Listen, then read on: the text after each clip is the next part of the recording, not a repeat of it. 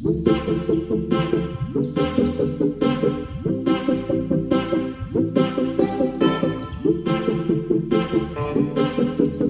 today we will discuss present continuous tense.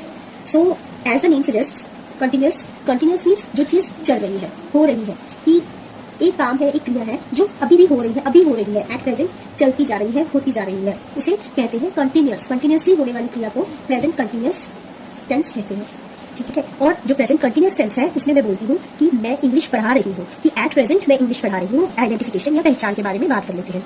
इन वाक्यों के अंत में रहा है, रही है आदि आता है, ठीक है। जैसे सीता गाना गा रही है। जब हमने कहना है कि सीता गाना गा रही है, इस सेंटेंस को जब हम ट्रांसलेट करते हैं तो अक्सर लोग क्या करते हैं, इसकी ट्रांसलेशन करते हुए सीता सिंह सॉन्ग लिख देते हैं, ठीक है। ये तो है पहली मिस्टेक जो जनरली मैंने देखी है। और सेकंड मिस्टेक की जाती है सीता इज सिंग सॉन्ग। तो फ्रेंड्स ये दोनों ही सेंटेंसेस गलत हैं, क्योंकि जब हमारे किसी भी सेंटेंस के एंड में, वाक्य के अंत में रही है आ रहा होता है, तब हमने इसका रूल लगाना है। इसका रूल क्या रहता है कि सब्जेक्ट जो नाउन या प्रोनाउन होता है, जैसे कि हमारे पास है सीता, ठीक है, उसके साथ लगती है हेल्पिंग वर्ब। हेल्पिंग वर्ब क्या होती है? हेल्पिंग वर्ब होती है इज, एम और आर। इनको हेल्पिंग वर्ब कहा जाता है। अंडरस्टूड? उसके बाद आ जाती है मेन वर्ब। मेन वर्ब तो आपको पता है, जो क्रिया हो रही है, जो काम हो रहा है, वो होती है मेन वर्ब। उसके बाद मेन वर्ब के साथ लगता है आईएनजी, और उसके साथ ऑब्जेक्ट अगर सेंटेंस में कोई है तो वो लग जाता है एंड में। अब जैसे कि इसकी हम जब ट्रांसलेशन करेंगे तो आएगा सीता जो सब्जेक्ट है और नाउन है, ठीक है, सीता। उसके बाद आएगी हेल्पिंग वर्ब। सीता जो है वो सिंगुलर नाउन है, तो उसके साथ आ जाएगी is, that is a helping verb. उसके बाद आएगा मेन वर्ब। मेन वर्ब क्या है? गा। ओके, तो मेन वर्ब के लिए क्या आएगा? सिंग। उसके साथ लगेगी आईएनजी।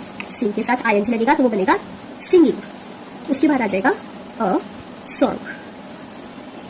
तो इस तरह से हमने जो प्रेजेंट कंटिन्यूअस टेंस होते हैं उन्हें ट्रांसलेट करना होता है। सीता गाना गा रही है, Sita is singing a song. तो फ्रेंड्स इस तरह से आपने जब भी आपको लग रहा हो, या किसी भी सेंटेंस में आप while you are reading your textbook और योर आपकी जो एकेडमिक सेशन में जो बुक्स लगी होती हैं, टीचर पढ़ा रही है, तो ये जो है ना आईएनजी का यूज जनरली होता ही है। तो जब भी आप किसी भी सेंटेंस में देखते हैं कि हेल्पिंग वर्ब लगी है और मेन वर्ब के साथ आईएनजी यूज हो रहा है, तो आपको समझ जाना है कि ये प्रेजेंट कंटिन्यूअस टेंस है, ठीक है। हाँ, जब इज लगा हो that means that is a present continuous tense.